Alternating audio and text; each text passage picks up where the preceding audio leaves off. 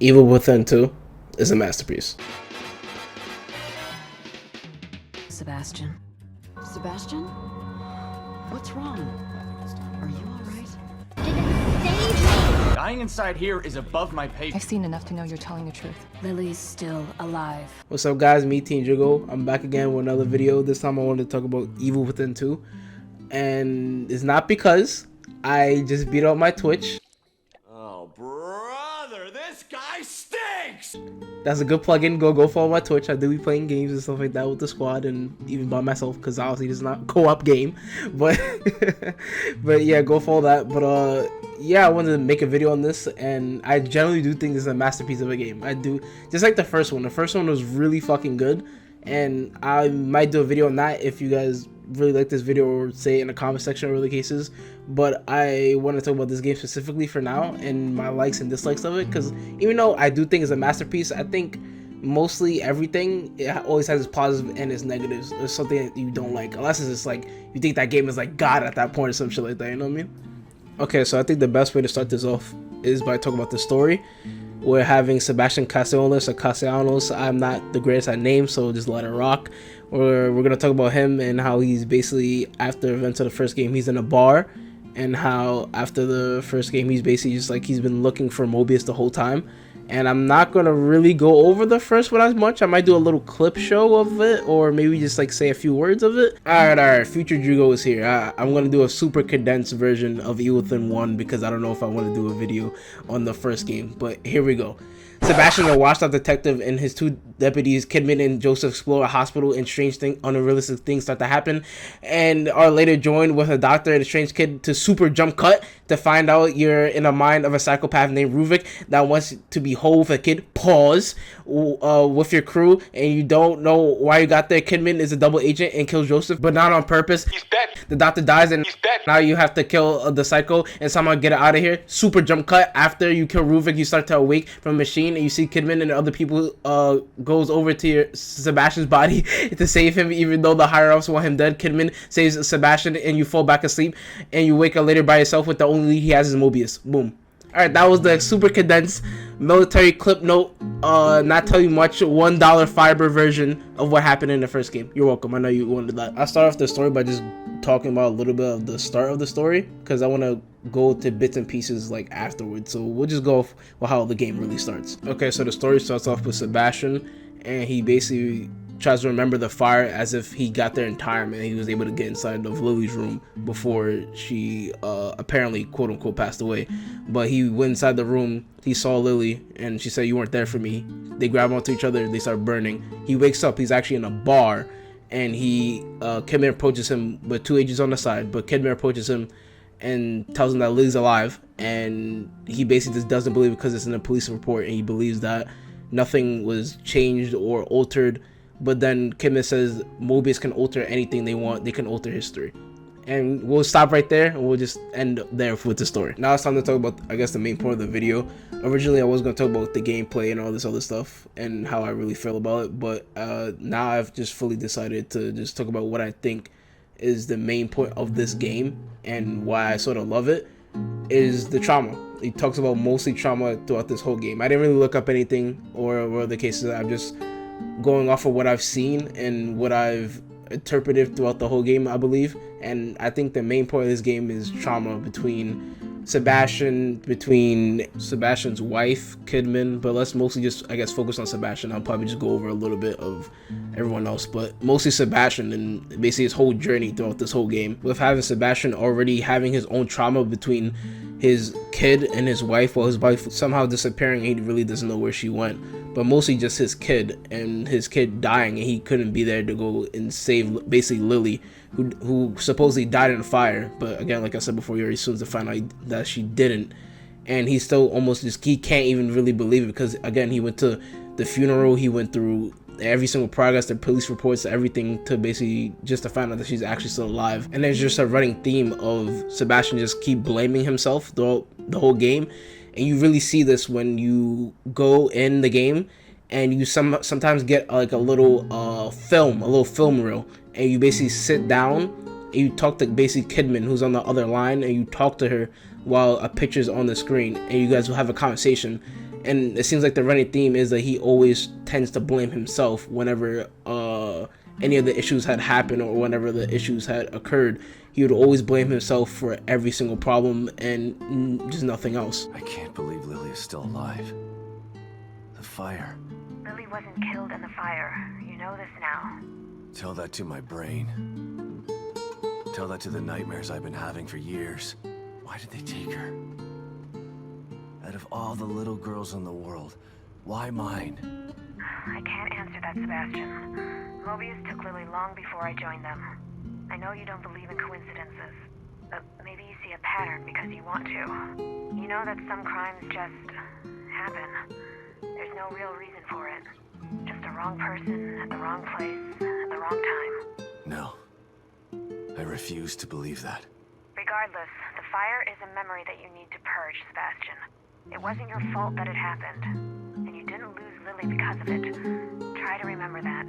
Looking at those moments, it felt like it was like a therapy session, in my opinion, because like the way that they both would talk to each other, and then sort of Kidman would comfort him as well as just reassure him what he's A, fighting for, what he's B, is nothing that he could have done, and it's obviously Mobius's fault, and C, it's not your fault and you shouldn't be torturing yourself like you're the one that's done this or has made all these problems happen because it's your fault, even though obviously it's not. Pick up, Kidman. I'm here. The first time I saw Myra, she was wearing that uniform. I think I fell in love with her right then and there. I didn't want to admit it to myself, but after she was injured on duty, I knew I couldn't risk not telling her how I felt. She was such a great wife and mother that I sometimes forget she was a great detective too. She was right. She knew there was something fishy about Lily's death. I mean, kidnapping. I should have believed her from the start. There's no way you could have predicted the truth, Sebastian. You know this. It's me, Kidman. Good to know you're still there, Sebastian. After Beacon, I tried to make some sense of what happened to me, but everyone said I was delusional, or hiding the truth. I started to believe that maybe they were right, that maybe I was crazy. I felt so frustrated, useless. Drinking was the only thing that killed the pain. So much time wasted. I could have tried harder. Shit. Don't beat yourself up, Sebastian. When Mobius doesn't want to be found. Don't make excuses for me, Kidman. I fucked up. Look, Sebastian, this isn't the time to dwell on the past. This is the time to make up for it. Self-pity is what led you to drink in the first place. You have a chance to get back what you lost. Don't lose sight of that. Harsh, but true. You're right, Kidman. Thanks. And I already talked about the first issue that he had with Lily and the fire and everything like that. But then again, he also has the trauma from the first game where he basically goes through STEM. And STEM also already gives you multiple mental issues as soon as you get out of STEM. Or yes, even if you get out of STEM. But you have multiple mental issues he had like going through with all those monsters that were created in Ruvik's head. And all the problems that he basically went through just to get out of Ruvik's head at the end of the day. He had to kill so many creatures, humans, different type of worldly beings that he's never even imagined or thought of, giving him even more trauma and more even mental issues than he had before. And I think the game really has a good way of showing this with Theodore. Okay, so now would be a good time to explain Theodore. Theodore is a man of manipulation. He's been manipulating people in Crimson City for a while. He's basically trying to start up a cult or religious thing, and was so good at it that Mobius had picked him up, and he basically became part of Mobius. But people who were also in Mobius was Myra, who is basically Sebastian's wife. Myra! Myra! Myra! And a woman named Torres, as well as Kidman and also Theodore. They all came together and they wanted to take down Mobius, quote unquote. But obviously, Theodore had other plans. He basically betrayed the whole group and he basically went out for power because that's all he really wanted in the end. Now to talk about the Theodore boss fight, quote unquote, you really go through is like you sort of fighting Theodore, but you're really, Theodore conjures up basically all the trauma or all the issues that you had, all the boss fights you had in the first game, which is a really good part of the game. I love that part of the game. But you go through all the fights with the hair monster with all the arms. You go through the fight with the guy with the chainsaw. And the classic guy, obviously, Safehead. You go through all of those issues and all of those problems, and I think it's sort of beautifully done. as in it's almost a recreation of the first game where he's like running away from the guy with the chainsaw, and then he's about to escape and go through the elevator like he does in the first game, but he looks back, he's like, no, I'm not going to do that. Turns around and starts fighting him, cuts him up, hits him with his own chainsaw, and he's like really like going into him with the chainsaw. And in my opinion, it really looks like he's like really going through it. And when I mean really going through it, I mean like he's sort of dealing with it in like a really fucked up like STEM type of way, and he's like getting through his problems, showing that he's not afraid and he'll get through whatever he has to get through just to get to his daughter. Now going back to talk about how it's not his fault, a lot of people helped him to basically sort of realize that, hey, it's not your fault. Like I already went and talked about before, was Kidman, and also there was also Hoffman that was with you in the journey as well, helping you the middle-ish of the game where you found her. She started helping you out a little bit and helps you out towards the end. But also his wife comes in and talks to him, and she basically hits the nail in the coffin, telling him how you have to go do this, and how it is, again, it's not your fault, it is nothing you could have done.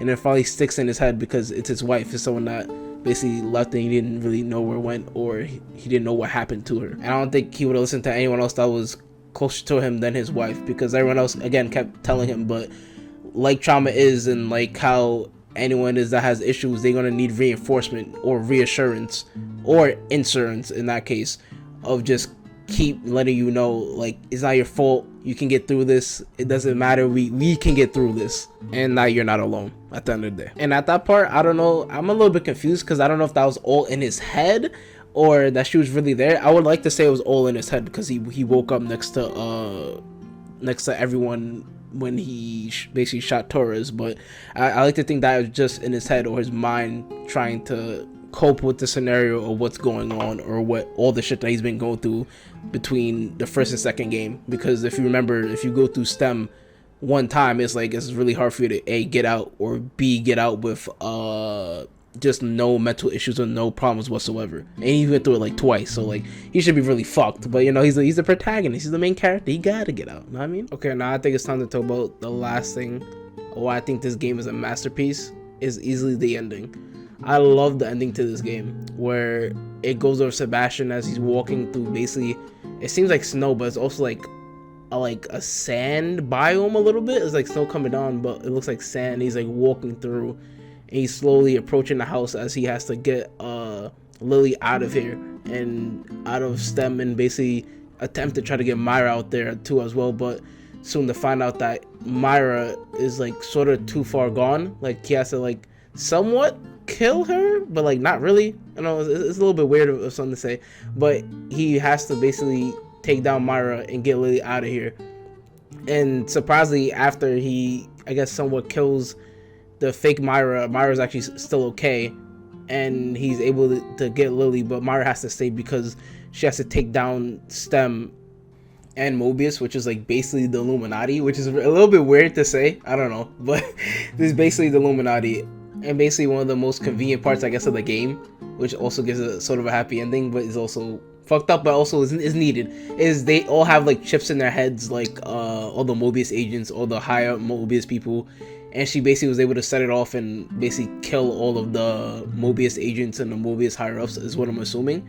So everything's sort of good and jolly, but there's also a couple of plot holes out there, which is basically Joseph is still alive, you know, he sort of died. That's what I said at the beginning of the video, he sort of died. There was also, I guess Sebastian and his daughter's gonna have a happy life, just like going around and just having fun.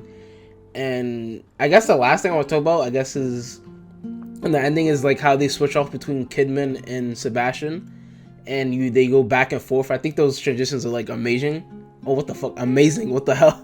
Amazing. And I actually really do like them. It was the whole ending part of the game is like, feels so masterful and so like set up perfectly. It felt really amazing.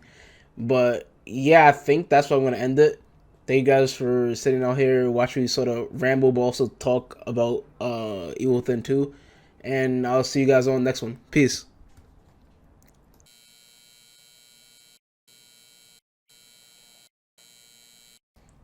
Okay, so the video ended, but like I still want to talk a little bit more about how this video was supposed to come out October. It's supposed to already come out October. I was a bit lazy, can't lie. I fucking motivation was down in the fucking tank.